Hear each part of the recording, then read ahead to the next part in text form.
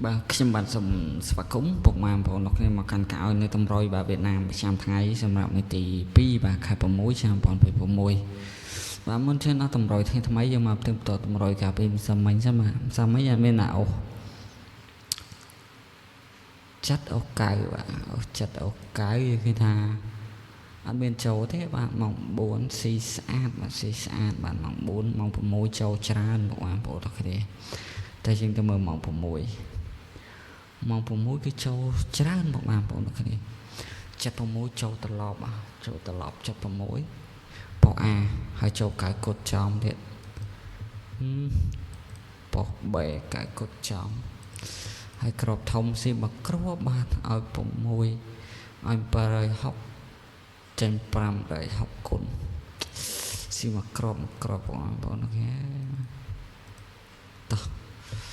ហើយបាន2ក្របដែរបាទយប់តែយើងទៅមើលតម្រុយថ្ងៃទី2បាទតែយើងបើពុកម៉ែបងប្អូនហេជួបតែសំណាងល្អគ្រប់គ្នាណាពុកម៉ែបងប្អូនលោកគ្នា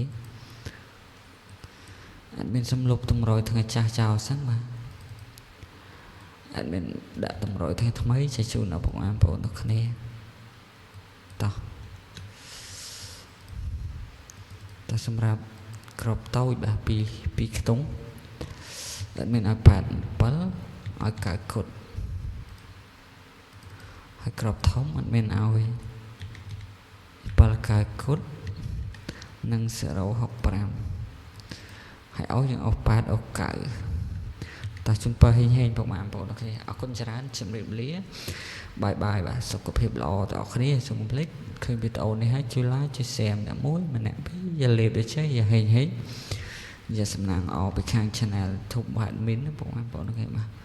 អរគុណច្រើនបាទហេងដល់អ្នកគ្នាជួបគ្នានៅវីដេអូក្រោយជាបន្តទៀតបាទអរគុណបាយជ្រាបលាជួបគ្នាវីដេអូក្រោយជាបន្តទៀតបាយ